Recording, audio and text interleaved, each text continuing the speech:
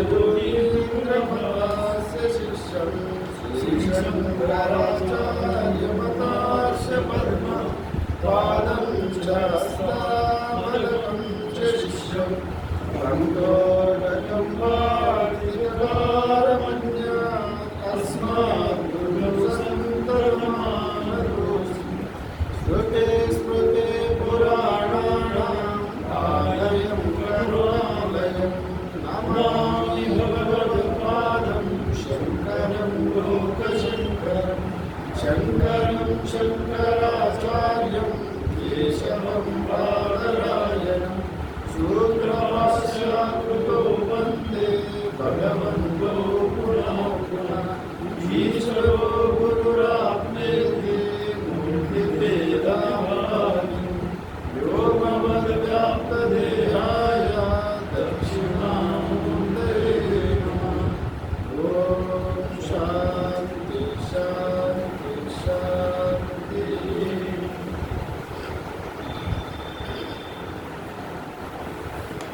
हम लोग अभी तक ईशावास्य उपनिषद का 16 मंत्र समाप्त किया गया। आज हम लोग देखेंगे 17वीं मंत्र। 17वीं मंत्र का आज हम लोग इसका विचार करने हैं। अभी जो ऐसा अभी तक जो यहाँ जीव उत्क्रमण होने के समय जो प्रार्थना करने का विधान है, ये विधान अगर कोई भी अगर समुच्चय ये कर्म ये उपासना का समुच्चय संभूति असंभूति का समुच्चय जो भी अगर करता है तो वो सभी उपासक लोग इसको करने का विधान पर रोज इसको पाठ करने का विधान भी है। अगर ये चार मंत्र जैसा हिरण्मयेन पात्रेण सत्यस्य पीतम मुखम से लेकर वो 18 मंत्र तक रोज अगर अपना रोज ध्यान में पूजा में अपना नियमित उपासना करता है ना, उसमें रोज उच्चारण करे तो भी उसको जाते समय वो गति का अवरोध नहीं होगा। वैसे भी जैसा हम लोग असतोमा सद्गमया तमसोमा ज्योतिर्मय इत्यादि उसको ज्ञान हो जाएगा। हाँ, ये विधान वैसा बताया भी है। हाँ, जैसा अगर रोज उपासक वैसा करे तो अंतकाल में उनका स्मरण आ जाए। जितने जो कर्म किया अंतकाल में स्मरण होना ये इसको बड़े एक उपाधि माना जाता है, अचीवमेंट। अगर पूरा करने का बाद अगर फल नहीं मिले तो कितने दुख होगा। इसलिए फल मिलना आवश्यक है, अंतकाल में याद रहना इसके लिए बहुत जरूरी है। इसलिए ये भगवद गीता भी यही कहता है बार बार, अंतकाले च मामेव स्मरण कलेबर इत्यादि। जो अंतकाल में अगर स्मरण करेंगे और जो भी वो कर्म किया गया हो अच्छा ही बुरा भी, अगर वो अंतकाल में भगवान का स्मरण हो गया तो तुरंत उसी होने में जाएगी, भगवान का कृपा मिलेगा। इसलिए वो जैसे भी कर्म करें अंतकाल का स्मरण होना आवश्यक है। और अंतकाल का स्मरण हम इस जीवन में जो किया है जीते हुए ही जो कर्म हम लोग कर रहा है उसी का ही स्मरण अंतकाल में आता है। फिर वो अंतकाल में स्मरण आने का भी आपका बुद्धि का देवी भगवती का आशीर्वाद चाहिए। देवी भगवती आपका बुद्धि की प्रकाशित देने वाला, उस समय आपका मन बुद्धि उल्टी ना हो जाए, सीधा हो जाए। वैसे भी वो भी भगवत कृपा से भी होता ही है। वो अपना पुरुषाकार से जो कर्म किया गया उसी का भी पुण्य फल से भी आपका मुख आप ठीक समय उसको ज्ञान स्मरण आएगा। वो स्मरण आना भी अत्यंत आवश्यक है। और आपको समझ में ये अपना पुराण लोग भी मानता है। पुराण में महाभारत और पुराण में इत्यादि भी आते हैं। एक अजामिल नामक एक व्यक्ति था, अजामिल नामक, उनका एक पुत्र था। ये अजामिल इतने कृपण था, अजामिल वो कभी भी किसी की एक दान भी नहीं दिया था। मैंने इतने कृपण थे, कोई काम अच्छा काम भी नहीं किया। किंतु वो मरते समय वो उनका पुत्र का नाम अजामिल था। वो ये इतने कृपण थे, मतलब सर्व मूर्ख कृपण थे। मतलब एक दान भी किसको नहीं देते। हमारे एक समय क्या हुआ था, उनको शरीर जाने का समय आ गई वहाँ दिया जल रहा था। उस समय घी का दिया था, तेल का अथवा घी का दिया, उसका जो उनका कोठरी में जो तखत का बगल में दिया जल रहा था, वो दिया बहुत तेज जल रहा था। वो अभी इनको मन में आ गया दिया ज़्यादा तेज जले तो तेल खर्च ज़्यादा होगा। बेटे का नाम नारायण था।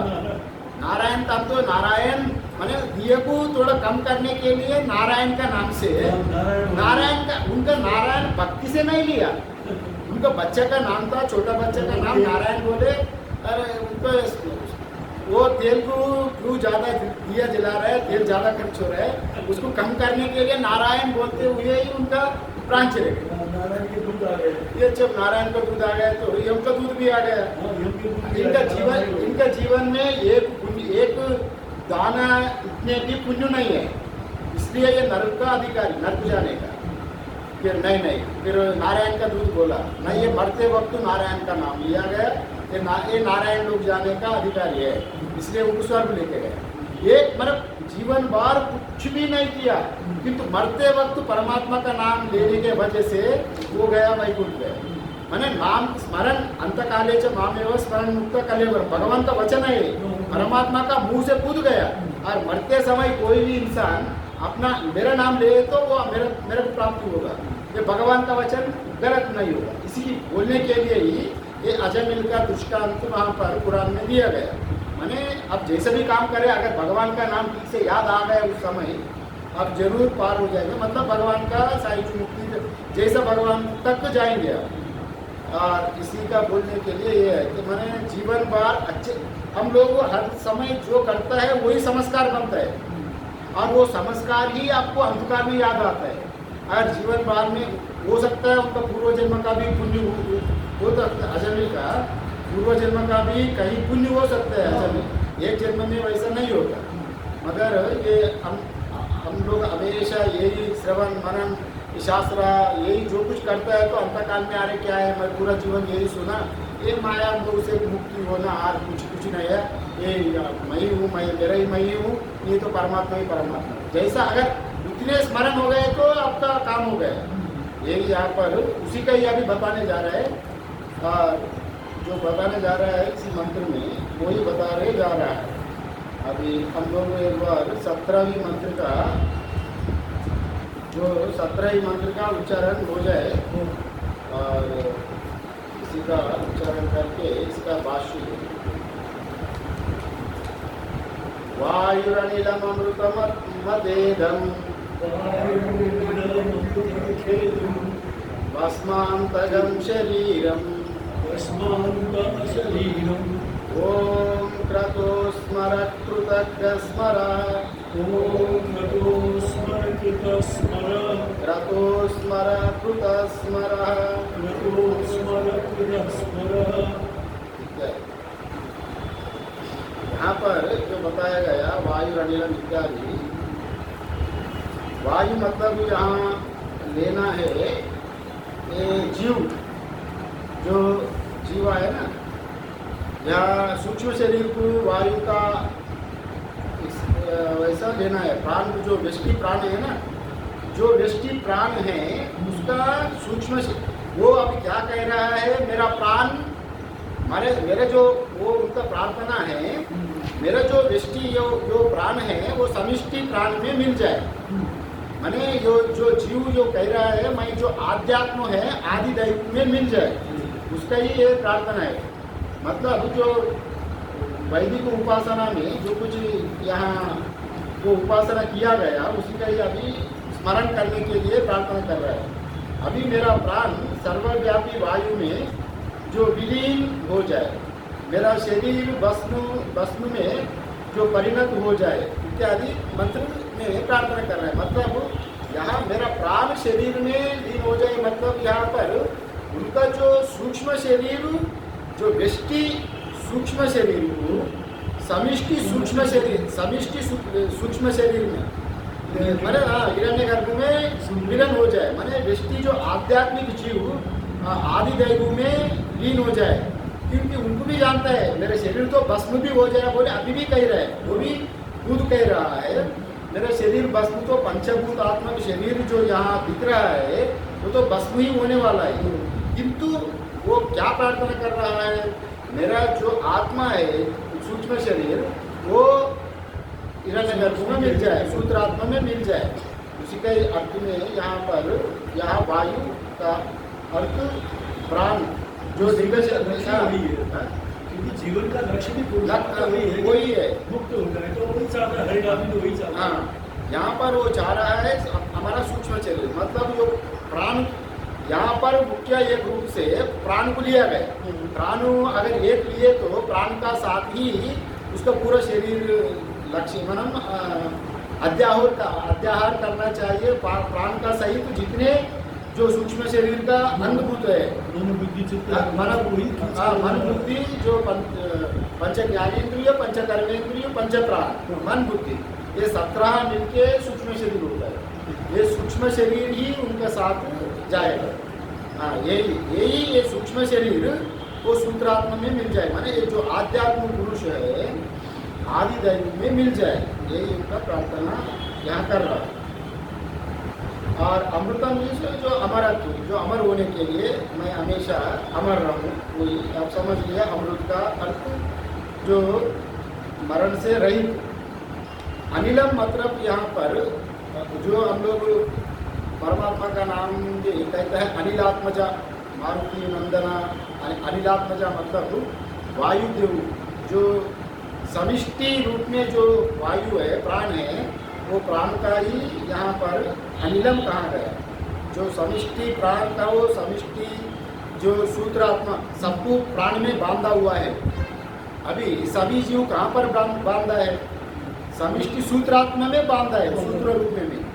मत्ता परतम नान्या किच्चिदस्ति धनंजय मई सर्वमिदं प्रोतम सूत्रे मणिगणाई भाई, जैसा बोला जितने प्राणी हैं सूत्रात्मा में ही, जैसा माला में फूल, धागा में माला, फूल जैसा गांध के माला बनाता है, ऐसे सब पूरा जितने ही शरीर माने जड़ चेतन वस्तु है सदरूपेण चिद्रूपेण उस सूत्रात्मा में ही बांधा है।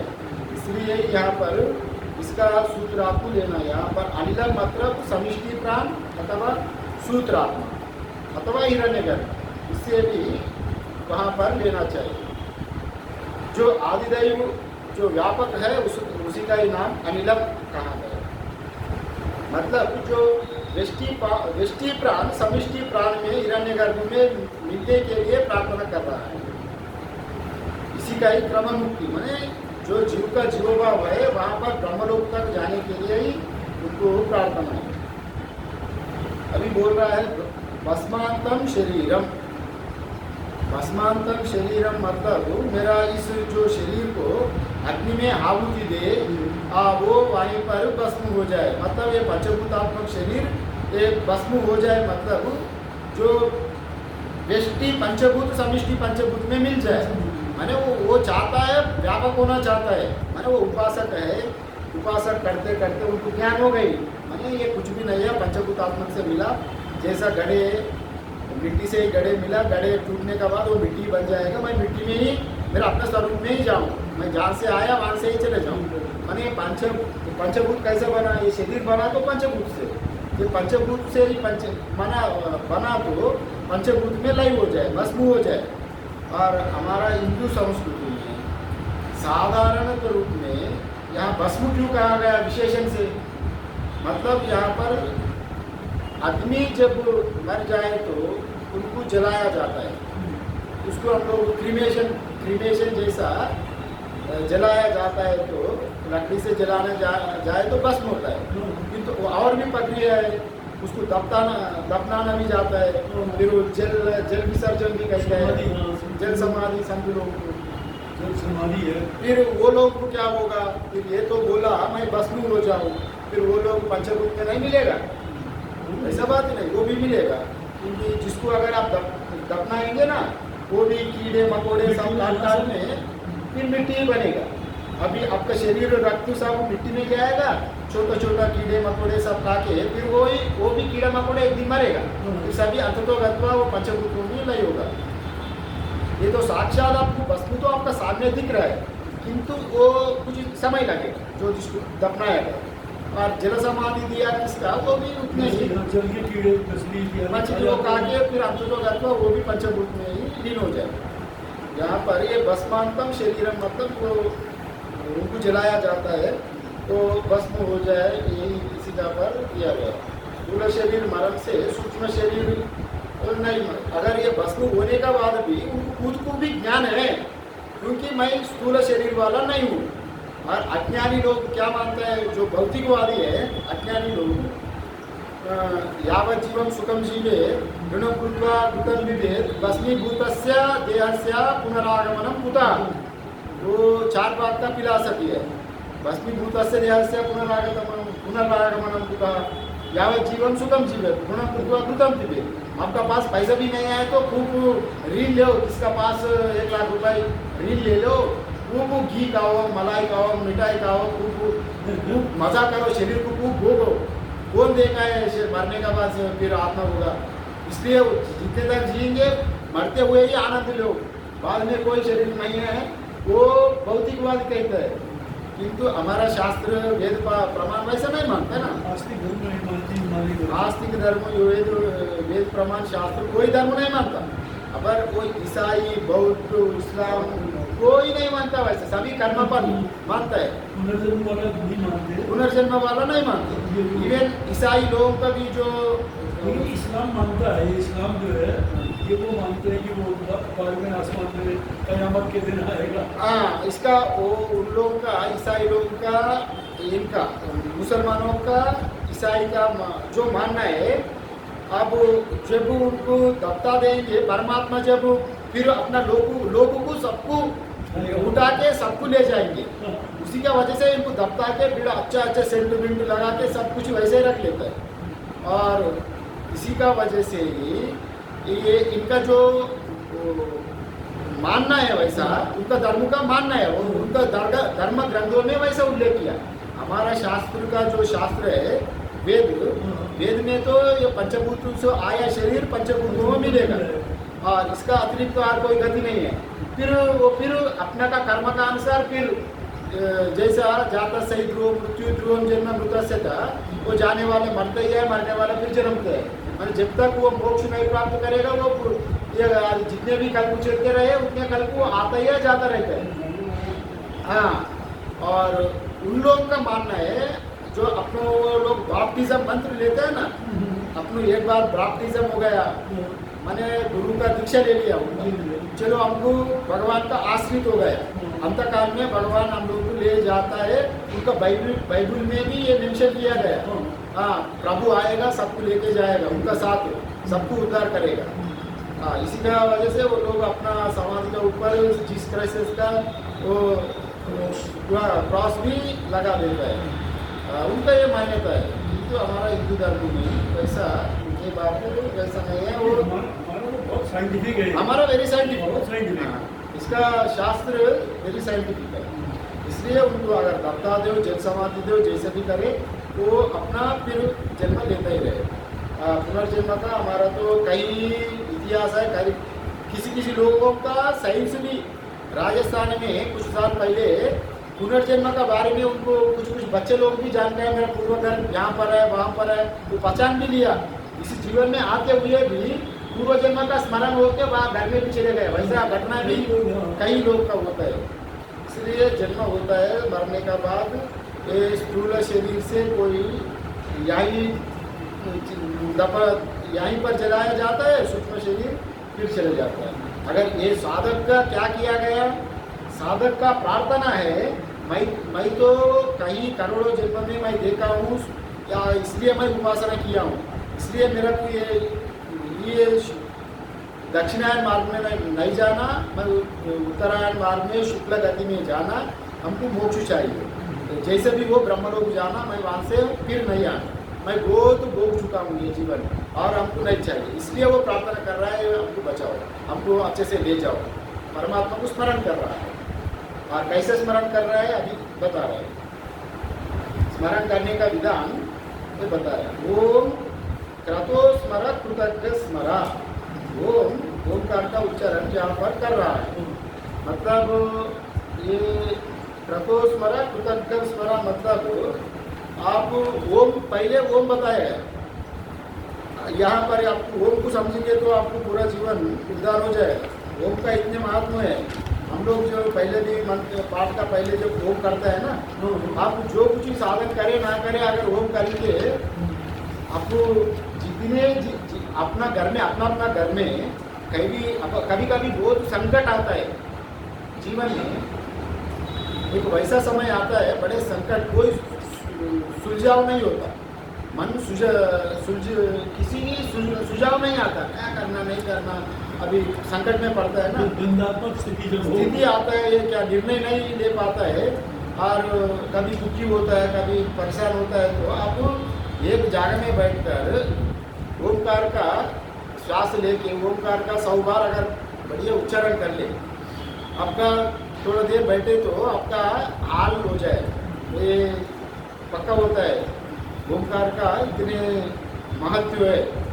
ओमकार ब्रह्मा अलग नहीं है, जैसा ओम ब्रह्मा एक ही है। हाँ, एक ओम ब्रह्मा है, ओम शब्द है, ब्रह्मा अर्थ है। हाँ, जैसा आप एक किसी का नाम बुला रहे हैं, दूध मैं बोल रहा हूँ, दूध मतलब क्या चीज़ है? दूध बोले तो दूध नहीं है ना, दूध का अर्थ दूध है, वो दूध अर्थ वाला ब्रह्म है, नाम वाला ओम है। दूध वो अर्थ एक ही है। जैसे मैं बताया था उस दिन, शब्द एंड अर्थ का कालिदास ने, जो कालिदास का बड़ा एक नवला है कालिदास का शकुंतलम, कालिदास शकुंतलम नाटक है ना, उसमें ये लिखा है शब्द एंड अर्थ का बारे में एक श्लोक भी है। माने बिना शब्द का अर्थ नहीं होगा, अर्थ अगर बिना शब्द का अर्थ निकलेगा कैसा? अगर कोई किसी का नाम उच्चारण करना है तो कुछ बोलना है तो बिना उच्चारण का वो अर्थ बताएंगे कैसा? और बिना अर्थ का शब्द नहीं रहेगा। जब हम नाम किसी का लेते हैं तो हमको उसका रूप स्मरण आ जाता है। जैसे हम राम बोलते हैं तो हमको रामचंद्र जी का रूप स्मरण आएगा, स्मरण आता है। नाम से रूप का जाहिर होता है, ऐसे ही ओम से पूरा विश्व जाहिर होता है। हाँ, अगर इसलिए ये नाम रूप दोनों शब्द एंड अर्थ एक ही है। जैसे आग एंड उसका प्रकाश, आग का जो दाहक शक्ति एंड आग का जो प्रकाश, उसको हम लोग अलग नहीं कर सकते। वैसे ही ये ओमकार का ब्रह्म का अलग नहीं कर सकते। ब्रह्म ही ओम है, ओम ही ब्रह्म ही है। इसलिए हम लोग इसको जानकर अगर आप उपासना करेंगे, आपका मुक्ति तय है। वो चांदोग्य उपनिषद में कहा गया है, ये ओमकार का उपासना बारे में। ओमकार का उपासना ही अहंग्रह उपासना है, क्योंकि ओम व्यापक है। ओम सगुण साकार का ही, सागुण साकार का भी उपासक है, निर्गुण निराकार का भी उपासक ओमकार है। इसके ओम व्यापक है। इसलिए यहाँ पर ओम ततो स्मरक कृतज्ञ स्मरा है, यहाँ पर ओम से शुरू किया। मैंने यहाँ ओम का बारे में जो कहा गया, सर्वे वेदा एक पदम आमनंती यदि चंद्रो तपागमसी सर्वाणि च यद वदन्ति, ये ओमकार का बारे में कठोपनिषद में भी कहा गया। मैंने सगुण और निर्गुण ब्रह्म का ओमकार का बारे में ये कहा गया। और यहाँ पर ओम का क्यों करना, ये इतने साल तपस्या किया और अंतकाल में वो स्मरण करना है। वो मन को बोल रहे हैं, ये मन हमारा जो कुछ उपासना किया तुम उसको स्मरण करो। क्या स्मरण करना? ओम को स्मरण करो, क्योंकि इतने साल ओमकार का तपस्या किया। फिर आपको वैसे भी एक आ जाता है मन में, हम तो ओमकार का स्मरण नहीं किया, हम तो मूर्ति पूजा किया, हम अपना देवता का गुरु जो मंत्र दिया उपासना किया। यहाँ ओमकार को एक वैसा दिया गया जैसा हम लोग भस्मांतम शरीरम से अग्नि की भस्म हो जाए, बाकी में वो दप्ताना भी आ गया, वो जल समाधि भी जैसा वैसे आ गया उसमें ही। यहाँ पर ओम को एक उच्च होने के, ज्येष्ठ होने के नाते ओमकार को उच्चारण किया, यहाँ पर लिया गया। अगर ओमकार को ना लिए तो भी आपको अपना देवता का, कृष्ण जी का उपासना कर रहे हैं। भगवान सगुण साकार का जो कृष्ण का उपासना, राम जी का उपासना, गणेश का, शक्ति का उपासना भी कर रहा है। अब अंतकाल में उसी का भी अगर स्मरण हो जाए तभी आपको ओमकार का उपासना वो भी अपना उसमें ही आ जाता है, परमात्मा का उपासना में ही आ जाता है।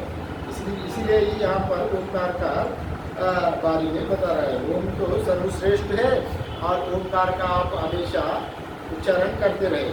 और हम लोग ये वैदिक परंपरा में इतने दिन वो कर्मकांड किया गया, हर समय हम लोग प्रत्येक पूजा में, पाठ में, हवन में पहले प्रति मंत्र उच्चारण का पहले ओम कहते हैं। ओम का विशेषता इतने हैं, इसलिए भी वो ओमकार का उपासना भी किया। और हर कर्मकांड में भी ओमकार का अभेद रूप में माना जाता है। यहाँ पर सूर्य भगवान की प्रार्थना कर रहे हैं, अग्नि की प्रार्थना कर रहे हैं। ओम को ओमकार का अग्नि का, ओमकार का सूर्य देव का अभेद है, वह भेद नहीं है। और उसी दृष्टि से भी अगर ओमकार का उच्चारण करें तो ओमकार व्यापक होने के नाते वो हिरण्यगर्भ तक पहुँचाने का शक्ति ओमकार में है। और ओमकार का इतने अहंग्रह उपासक में ओमकार का उपासना जो किया गया उसको स्मरण करो, वही यहाँ पर बता रहे हैं। इसलिए यहाँ पर ओमकार का बारे में उसको उच्चतम मंत्र बताया गया सभी शास्त्रों में।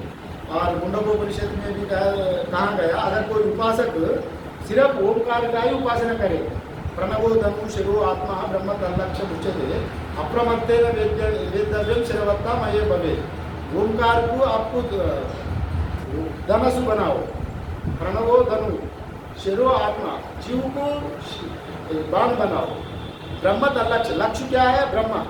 अब ओमकार उच्चारण करे, जीव का नाम से बाण, जीव जैसा बाण है, लक्ष्य क्या है? ब्रह्म है। हाँ, प्रणवो धनु शिरो आत्मा ब्रह्म तल्लक्ष्य उच्यते अप्रमत्तेन वेद्यव्यम शिरवत्ता मये भवेत्। शिरव जो शिर है, बाण है, उसको हिट करेगा। ब्रह्म को आप ओमकार का उच्चारण करते करते टारगेट जैसा धनुष अपना बाण से ब्रह्मा लक्ष्य को जब हिट करेंगे तो गोल को टारगेट करेंगे तो जैसा आपको गोल को अचीव करता है ना, वैसे ही आप ओमकार को उच्चारण माध्यम से ब्रह्म का प्राप्ति करो। क्योंकि ओमिति सर्वम, उपनिषद तो खुद कर रहा है, ओमिति सर्वम ओमिति ब्रह्मा, वो भी आत्मा ही है। इसलिए पहले ओमकार का यहाँ पर उच्चारण किया गया। और ओम क्रतो स्मरा कृतम स्मरा, क्रतो स्मरा कृतम स्मरा यहाँ पर जो कहा गया, पहले क्रत मतलब मन, ये मन या संकल्पात्मक मन को क्रत कहा जाता है। क्रतो स्मरा कृतज्ञ स्मरा, यहाँ पर ये बता रहा है ओमकार का मतलब तो बताया गया, ओमकार को याद करो, वो मन ऐसा बोले, क्रतो बोला है, संकल्पात्मक मन के नाम क्रतु है, ये मेरा मन। कृतम, क्रतो मतलब मन, कृतम मतलब जो कुछ किया गया, कृतम स्मरा माने किया हुआ चीज को स्मरण करो। माने हमारा बाल्यकाल से लेकर अभी तक मैं जो जो अच्छा कर्म किया गया उसी का स्मरण कर, कृतम स्मरा। जो अभी तक बचपन से लेकर जितने सुकृत कर्म किया, कर्म उपासना अनुष्ठान, उसको सबको तुम स्मरण करो, ये मन इत्यादि रूप में यहाँ पर कहा गया। क्योंकि अगर हम लोग जो भी माने अभी उनको शरीर जाने वाला है, अगर वो स्मरण नहीं है तो निष्फल हो जाए। अगर फल नहीं मिले तो इतने मजदूर दिन भर मजदूर करके जाते समय अगर पैसा नहीं दिए तो जितना नाराज होता है ना, जीवन भर वो कर्म उपासना किया, उसका फल नहीं मिले तो वो दुखी होता है। इसलिए परमात्मा का स्मरण, उसको स्मरण आने के लिए मन को बोल रहा है, ये बुद्धि का मन को प्रार्थना कर रहा है, मन को सावधान कर रहा है। मन भी आपका मन एवं मनुष्य नाम कारण बंधन मोक्षणम जैसा कहा गया ना, ये मन ही आपको मुक्ति भी, गड्ढे में भी डालेगा, नरक में भी गिरा देगा, मुक्ति में भी दिलाएगा। किंतु इतने दिन आप मन से ही उपासना किया, जो कुछ तुम बचपन से किया गया उसको स्मरण करो ठीक से, है ना। अपना बुद्धि की आपको संबोधन कर रहा है, अपना मन को आप संबोधन कर रहे हैं। और भगवद गीता में आता है यज्ञ वापी स्मरण भावम त्याजन करते कलेबर। हाँ, यज्ञ वापी स्मरण भावम, जो जो आप स्मरण करते हैं ये कलेबर त्यागते समय उसी की प्राप्ति होता है। दूसरा श्लोक में भगवद गीता ये भी सपोर्ट किया गया। इसी का वजह से इसका श्लोक का अर्थ देखा, अभी तात्पर्य दे, इसका भाष्य देखिए।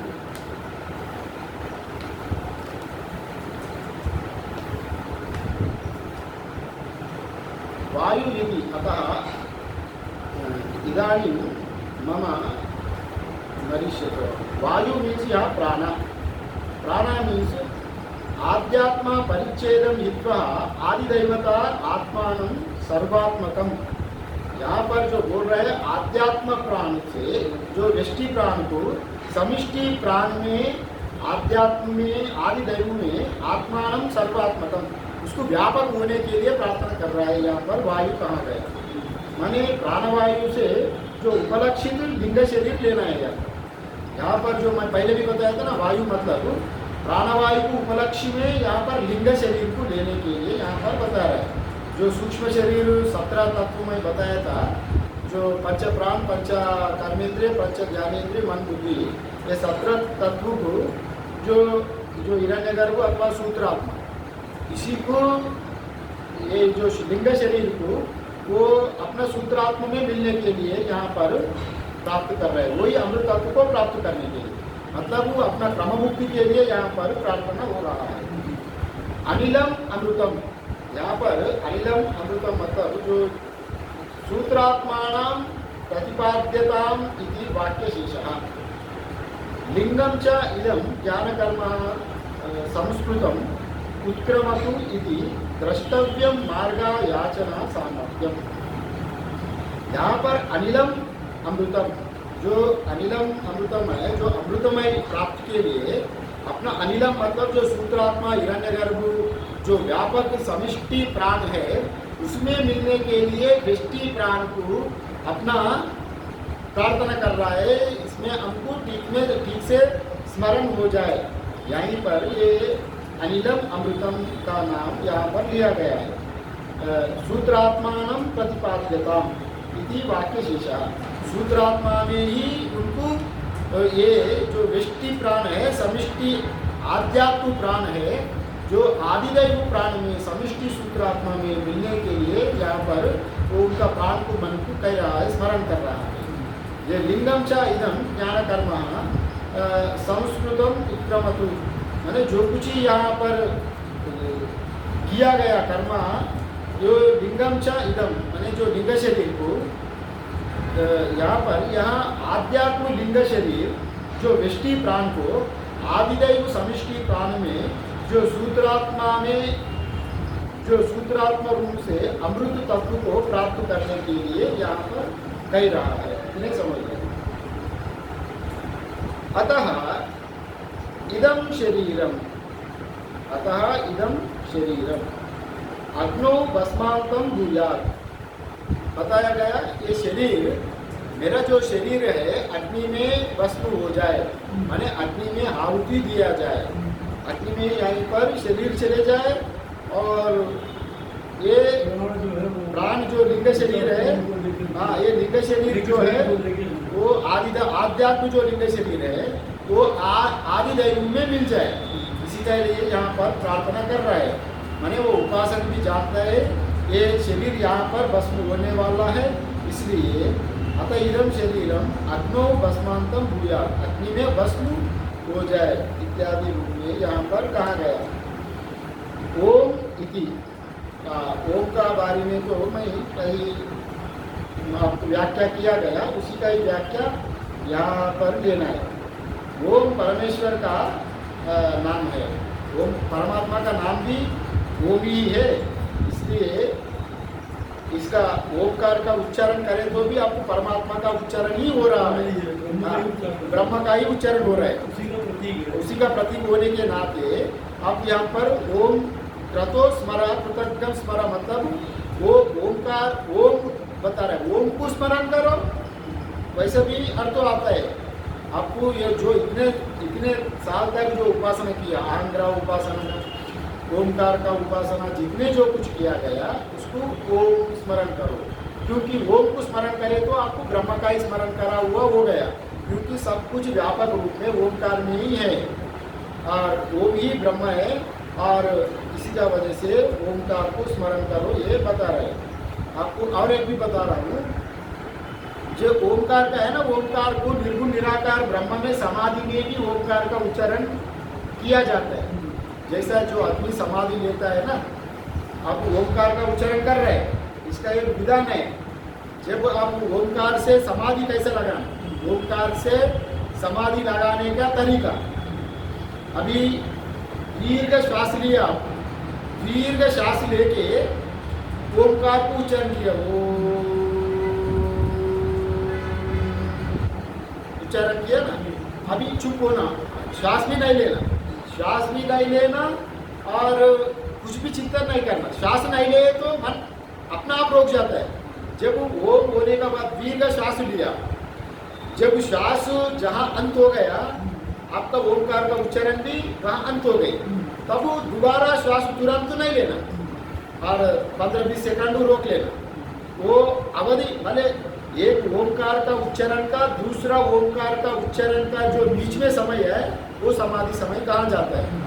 समाधि समय मतलब वहाँ पर आपको ज्ञान है, मैंने आप बैठे बैठे ही ओंकार का उच्चारण कर रहा है, वहाँ पर ज्ञान है मगर कोई चिंता नहीं है, ज्ञान का सिवा कोई आलोचना नहीं आ रहा है, आपका दृष्टि केवल श्वास में ही है। इसलिए ही जो आप योगा सीखने जाए तो प्रथम वो बोलता है श्वास में कंट्रोल करो, श्वास का साधो, श्वास का स्वादो, श्वास में थोड़ा अभ्यास करो। मैंने श्वास में अभ्यास करे तो आप मन अपना आप रोक जाता है। मैंने श्वास का ध्यान दे तो बाहर से जो जितने जो मन बाहर बहिर्मुख होने वाला है वो अंतर्मुख हो जाता है तुरंत। इसी का वजह से श्वास का ऊपर ध्यान देने के लिए कहा गया। और भगवद गीता में भी ये कहा गया, शैलाजिना कुशोत्तरम एकाग्र मैंने या नाकाग्रे ध्यान करने के लिए बताया गया। नाक का अग्रभाग में, मैंने नाक का अग्रभाग में मतलब यहाँ पर जो श्वास लेता है ना, वैसा अभी श्वास लेते समय आप एकाग्र दृष्टि यहाँ डाले तो मन उधर इधर विचलित नहीं होगा। ये भी एक उद्देश्य से ही नाकाग्र में ध्यान करने का बताया गया। और ये अवधि यहाँ पर ये बताया गया, आप ये ओंकार का ध्यान करने वाला समाधि का, अब कोई ओंकार का उच्चारण किया, ओंकार निर्गुण निराकार ब्रह्म है, आ भू मा अमात्रा तुरी विश्व तेजस प्राज्ञ तुरी। अब जो कुछ है ये पूरा प्रपंच विश्व दिख रहा है वो भी ओंकार है।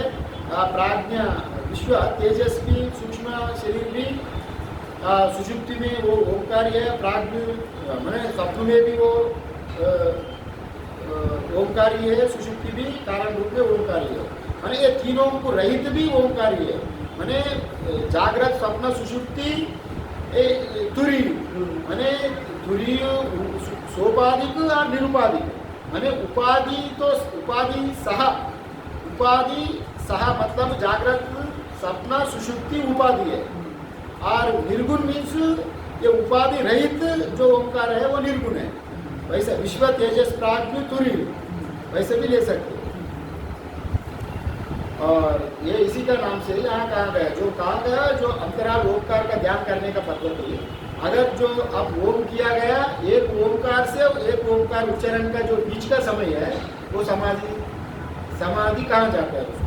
अगर उसको आप बढ़ाते जाइए, 15 सेकंड किया, 30 सेकंड, 1 मिनट, 2 मिनट, 15 मिनट, ऐसा आपको 1 घंटा तक अगर ऐसा करेंगे तो आपको धीरे धीरे अभ्यास करें तो समाधि अभ्यास वही हो जाता है। आपको कहाँ गुफा में जाके बैठने का नहीं है।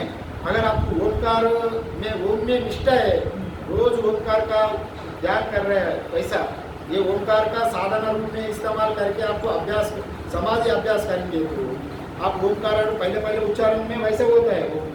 और एक ओंकार को दूसरे ओंकार का अवधि बढ़ाना, श्वास रोकना, अवधि बढ़ाना। जब तक श्वास रोका गया वो श्वास रोकना ज़्यादा होना, और कोई उस समय ज्ञान रहेगा, कोई चिंता नहीं रहेगा। मैंने जो भी आपका भाव्य पदार्थ, भाव्य चिंतन मन का विचलित नहीं होता, मन अपना आप में स्थिर होता है, अंतर्मुख हो जाता है। तभी अपना ज्ञान तो आपको बोध है मैं हूँ बोल के, तभी कोई चिंता नहीं रहे तो उसी का ही समाधि कहा जाता है। अद्वैत जो ओंकार का उपासना करता है वैसा करने का विधि भी है। और यहाँ पर इदम अभेदेन उच्यते, यहाँ पर ओम इति यथा उपासनम ओम प्रतीकत्वात् स्वात्मा सत्यात्मकम आज्ञाक्यम ब्रह्म अभेदेन उच्यते। मतलब यहाँ ओम का और ब्रह्मा का अग्नि का, यहाँ पर अग्नि आज्ञाक्यम बताया गया ना, ओम प्रतीकत्वात् सत्यात्मकम, जो ओम है सत्यात्मकम सत्यम ब्रह्मा, वो अग्नि से अभेद है। अज्ञाक्यम ब्रह्म अभेदम उच्यते। अग्नि से सूर्य से भी अभेद होने के नाते ये प्रार्थना कर रहा है सूर्य का अग्नि का।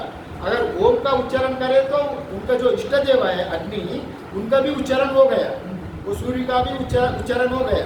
किंतु ओम वो उनका उपासक, जो उपासक देवता से भी ओम अभेद होने के नाते ओमकार का उच्चारण से उनका अग्निदेव का नाम भी उच्चारण हो गया। क्योंकि ओम इति सर्वम ओम इति ब्रह्म, ओम सब कुछ होने के नाते और ओम का नाम से ही उनका उपास्य का नाम भी आ गया। ओम अग्नि से भी अभेद है, वैसा बताया। अभी क्रतो माने ये क्रतो में यहाँ पर क्रतो मतलब संकल्पात्मक मन, यहाँ पर क्रतो कहाँ से? यहाँ पर मन को बोल रहे हैं, ये मन तुम ओंकार का उच्चारण करो, ये क्रतो, ये संकल्पात्मक मन। स्मरः, स्मरः मतलब यत् मम स्मार्तव्यम तस्य कालो अयम प्रत्युपस्थितः, मतलब मम स्मार्तव्यम तस्य कालो अयम प्रत्युपस्थितः, मतलब अब मैं जो कुछ ही मेरा किया हुआ कर्मफल है वो सबको स्मरण करो। मम स्मार्तव्यम मतलब जो उपासक बाल्यकाल से किया हुआ जो कर्म उपासना को यहाँ पर स्मरण करने के लिए यहाँ अपना मन को प्रार्थना कर रहा है। अतः स्मरः, ये तो अंतकालम भवितुम, माने अभी मेरा अंतकाल आ गया है, आप ठीक समय उसको स्मरण कर लो, अभी मैं जाने वाला हूँ, अभी तुम उसको स्मरण करो। जैसा सुनिए ना, अभी हम लोग स्मरण क्यों कर रहे हैं, इनको इतने जल्दीबाजी क्यों हो रहे हैं? मैंने उनको प्राण चले जाने वाला है, प्राण उत्क्रमण होने वाला है शरीर से, वो जान गया मेरा प्राण चले जा रहे हैं, फिर भगवान का नाम याद नहीं आ रहा है। तुम इतने साल से जो कुछ कर्म किया गया उसको तुरंत याद कर लो। अगर अंतकाले च मामेवा यज्ञम वापि स्मरण भाव इत्यादि रूप से अब जो स्मरण करेंगे उसी गति की मैं शुक्ल गति मार्ग हमारे लिए खोलेगा, दरवाजा खोलेगा। अगर सुषुम्ना नाड़ी खोलेगा, जो इड़ा पिंगला सुषुम्ना है, अगर शुक्ल गति वाला मार्ग उपासक के ही वो मार्ग खोलता है। अगर वो प्राण जब चले जाता है सुषुम्ना नहीं खोले तो फिर वो कान से, आँख से, नाक से, नीचे रंध्रों से अगर प्राण चले जाए फिर अधोगति हो जाएगा। इतने दिन से जो किया हुआ कर्म उनको फिर सफल नहीं होगा। इसलिए वो मन को वो मार्ग द्वार खोलने के लिए ही यहाँ पर स्मरण करो यही बोल रहा है। जैसा हम लोग यहाँ से प्रयास करके काशी गया, बनारस विश्वनाथ जी का दर्शन करने के लिए बनारस गया, आपका 1500 रुपये का टिकट भी खरीद लिया, इतने प्रयास किया, 1500 रुपये का टिकट भी कर लिया। फिर अब लंबा लाइन में रहते रहते वहाँ एक निर्दिष्ट समय दिया जाता है, जो 4 बजे से 5 बजे वाला टिकट वालों का दर्शन, 5 बजे बैरिकेड बंद हो जाता है, मैंने लगा देता है, आपको अंदर घुसने नहीं देता, स्पर्श दर्शन नहीं होगा। आप तो लंबा लाइन 2 घंटा सुबह 3 बजे उठ के लाइन में खड़ा हो गया, आपको आपका समय आते आते ही और 1 मिनट वहाँ उधर इधर में ही वहाँ बैरिकेड लगाने वाला है। अभी वो रोक दिया, आगे भाई अभी ये स्पर्श दर्शन बंद होगा, अभी बैरिकेड लगा रहे, आपका दर्शन हो गया। अरे आपको हम लोग इतने रिक्वेस्ट करते हैं ना, अरे साहब प्लीज प्लीज, अरे 1 सेकंड मैं भाई से एक ज़्यादा देरी नहीं करूँगा, एक बार वैसा करके जाऊँगा प्लीज बोल के हम लोग इतने 1 मिनट स्पर्श दर्शन के लिए, क्योंकि इतने प्रयास से आप गया, टिकट भी खरीद लिया, इतने आपको साधन किया बनारस जाने के लिए, विश्वनाथ जी जाने के लिए कितने साधन, 15 दिन पहले 2 महीना पहले टिकट बुक किया, फिर जाते वक्त कितने दिन से आप कपड़ा साफ करके ये करके कमरा लेके फिर लाइन में लगा के गंगा जी में नहा के, इतने करने का भाव भी फिर टिकट भी खरीद लिया। अगर आपको स्पर्श दर्शन नहीं हो जाए तो कितने दुख होगा। इसी का वजह से उनको आपको जहाँ पर वो जो पुजारी है जो आपको रोक रहा है, अरे बाबा 1 मिनट आपको थोड़ा से 1 सेकंड में जाके एक बार स्पर्श करके चल जाऊंगा, देरी नहीं करूंगा, मैं लाइन में थोड़ा देर हो गई, थोड़ा क्षमा कर लो। हम लोग जो भी हो उनको मान लेते हैं उस समय, तुरंत उनको रिक्वेस्ट जैसा करता है। इनका भी गति वही है, इसका जो भी कुछ थोड़ा बहुत उधर इधर भी हो जाए, इसका अंतःकरण में और थोड़ा बहुत प्रतिबंधक भी हो जाए, उस समय मन को प्रार्थना कर रहा है, ये मन तुम स्मरण करो स्मरण करो। हम आपको IAS में इंटरव्यू हो रहा है, IAS में जो IAS एग्जाम में इंटरव्यू हो रहा है, आपको बहुत सारे पढ़ाई करके गया, प्रिपरेशन करके, अभी वो जो प्रश्न पूछ रहा है उस समय ठीक समय उत्तर नहीं आ रहा है, अभी मन में आ रहे क्या करें, अब इतने व्याकुल होता है ना, ये पूछ रहे हैं मन, तुरंत आपको याद ही करने के लिए आप जितने व्याकुल होता है, ये भी अभी वो यहाँ शरीर से निकलने वाला उनका प्राण उत्क्रमण हो रहा है शरीर से, वो भी इतने व्याकुल से वो परमात्मा को प्रार्थना कर रहा है, ये मन तुम परमात्मा का स्मरण करो, तुम अच्छा किया हुआ कर्मों को स्मरण करो, क्योंकि यही समय है, और ये समय नहीं है तो फिर कभी फिर जन्म लेना, पर उपासना करना, फिर आना है। अगर अभी पार हो गए तो चले गए, चलो मेरा अभी नहीं आना पड़ेगा। अब एक बार विश्वनाथ जी का स्पर्श दर्शन हो गया तो मन शांति हो गया, फिर लिए तो फिर अगले दिन फिर टिकट करना, फिर गंगा स्नान करना, फिर लाइन में लगना, इतने कष्ट होगा, यही फिर पुनर्जन्म लेना, फिर उपासना करना, अरे नहीं, अभी जो कुछ हुआ है स्मरण करो।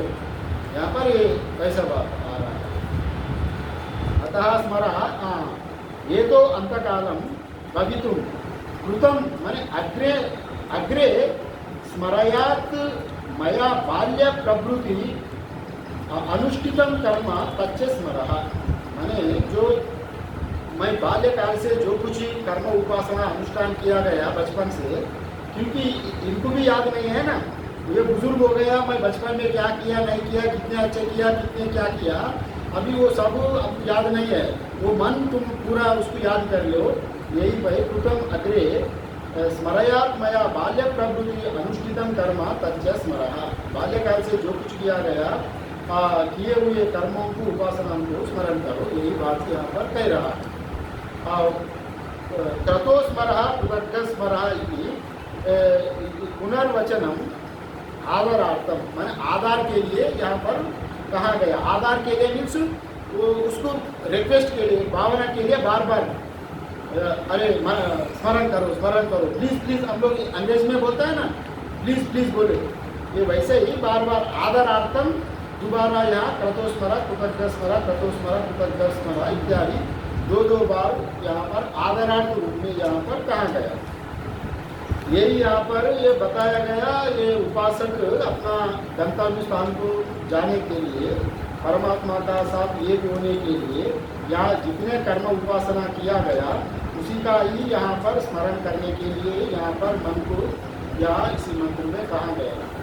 और अगले मंत्र थोड़ा उच्चारण करके भाषुका देखिए, थोड़ा उच्चारण 2 दिन को 2 ही दिन चाहिए। हाँ, कल आज थोड़ा उच्चारण करके थोड़ा श्लोक का अर्थ देख लेंगे।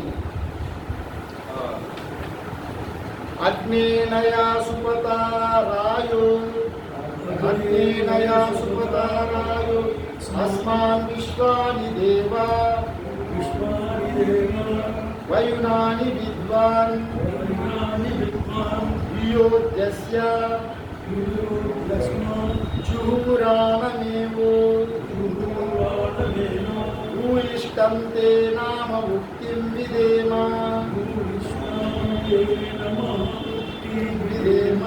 इत्यादि। अग्नेनया सुपता रायो अस्मान् विश्वानि देवा वयुनानि विद्वान् वियोध्यस्मात् जुहुरनामेनो भूयिष्ठं ते नाम मुक्तिं विदेम इत्यादि मंत्र कहा। मतलब इसका जो अग्नेनया सुपता रायो इत्यादि, इसको श्लोक का अर्थ देख के इसको यहाँ समाप्त करेंगे और समय भी 2-3 मिनट है।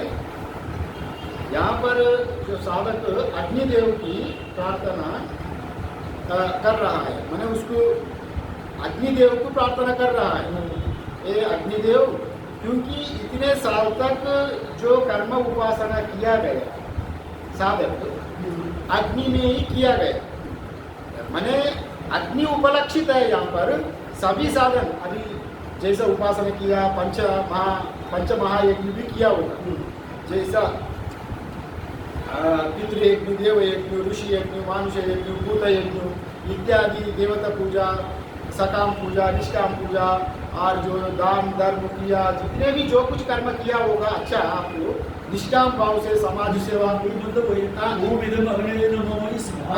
इत्यादि रूप से अगर जो कुछ किया गया, जो कुछ किया, अगर साधारण रूप से जो अग्नि में जो आहुति देने वाला कर्मकांडी रहते हैं इत्यादि अग्नि का पूजा ज़्यादा करते हैं, इसलिए यहाँ पर उपलक्षित रूप में अग्नि के लिया गया, क्योंकि वो बचपन से लेकर कर्मकांड पहले भोग करते थे। उपासना में अग्नि का हवन जो कुछ करता है ना, आहुति अग्नि में डालने का विधान है। अग्निदेव को प्रथमजा कहा जाता है, अग्निदेव को प्रथमजा, देवों में प्रथम कहा जाता है अग्निदेव को।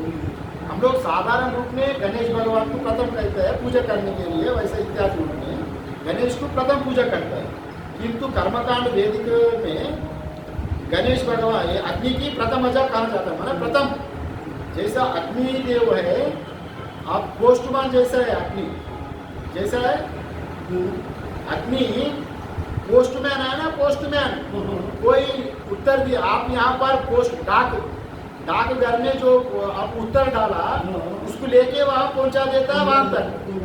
यहाँ पर भी जैसा अग्निदेव में जिस उद्देश्य से, जिस देवता के लिए आपको कर्म करके संकल्प करके आहुति दिया, वो अग्निदेव अपना रश्मि से वहाँ पर आपको पहुँचा देगा। इसी का वजह से अग्नि की प्रथमजा कहा जाता है। पहले अग्नि की शुद्धि करता है। हम लोग जो भी हवन होम इत्यादि करे तो भी पहले अग्नि शोधन होता है, अग्नि का शोधन किया जाता है। अग्नि का शोधन करके ही, और पहले अग्नि पूजा करके हवन करने का पहले भी विधान है।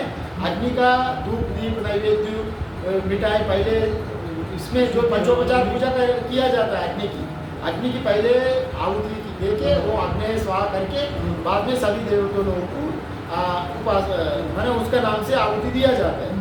फिर फल देने, क्योंकि मेहनत करने वाला पूरा फल दिलाने वाला अग्निदेव ही है। जैसा आपको डाक डिब्बा में, जैसा पोस्ट बॉक्स में जो कुछ लेटर डाला, वो देश में जहाँ भी आदमी वो ठिकाना वहाँ तक वह लेटर चले जाएगी। वैसे ही अग्निदेव भी आप जिस देव से, जिस कर्म से, जिस संकल्प से आप यहाँ पूजा कर रहा है, उसका पूजा का फल देने वाला अग्निदेव होने के नाते अग्नि का यहाँ पर उपासना कर रहा है। साधक उसका जो अग्नि, जो कर्म उपासना का जो दशपूर्णमास इत्यादि, इतने साल जो अग्नि में दशपूर्णमास इत्यादि किया ना, और दशपूर्णमास अग्नि में ही किया जाता है। हवन इत्यादि जो किया गया वो अग्नि में ही किया गया, इसलिए ही जो अच्छा बुरा जो कुछ किया उपासना अग्नि में ही किया हुआ, जो उपासक अग्नि की साक्षी मानकर पूजा कर रहे हैं, माने उनको अग्निदेव से प्रार्थना कर रहे हैं, ये अग्निदेव आप तो साक्षी है, मैं इतने दिन जितने जो कुछ कर्म उपासना किया आप में ही तो मैं आहुति दिया, मैं किस किस देवता नाम से कितने आहुति दिया, क्या क्या कर्म किया, आप साक्षी है, इसलिए आप ही हमको आगे ले चलो। इसलिए जो दशपूर्णमास इत्यादि आहुति दिया गया। यहाँ पर दशपूर्णमास मतलब हो गया 2 मिनट बाद। दश मतलब अमावस्या, पूर्णिमा मतलब पूर्णिमा, माने अमावस्या को 3 हवन करने का नाम होता है दशम, और पूर्णिमा में 3 आहुति देना, 3 हवन करना। पूर्णिमा का से अमावस्या का बीच में 3 हवन करने का पूर्णिमा का हवन हो जाता है, और अमावस्या से पूर्णिमा तक वो 3 हवन करना, वो बीच में 3 6 मिलके दशपूर्णमास वैसा व्याख्या किया है। अगर ये जो कुछ कर्मकांड किया जाता है ना, वो अग्नि में ही किया जाता है। हाँ, अग्नि में जब हवन देता है तो आहुति अग्नि उसको ले लेता है, ग्रहण कर लेता है। जैसा सूर्य भगवान हम लोग सब कुछ स्वीकार करता है, अग्नि भी सब कुछ ही स्वीकार ही करता है, स्वीकार करके आपका फल देता है। इसलिए यहाँ पर अग्निदेव का पूजा, यहाँ पर अग्निदेव के लिए प्रार्थना कर रहा है। बाकी भाष्य, इसका भाष्य हम लोग कल देखते हैं। ओम पूर्णमदः पूर्णमिदं पूर्णात् पूर्णमुदच्यते पूर्णस्य पूर्णमादाय पूर्णमेवावशिष्यते। ओम शांति शांति शांति। शंकरं शंकराचार्यं केशवं बादरायणं सूत्रभाष्यार्थं वन्दे भगवन्तो पुनः पुनः। ईश्वरो गुरुरात्मेति मूर्तिभेदाविभागिनी व्योमवद्व्याप्तदेहाय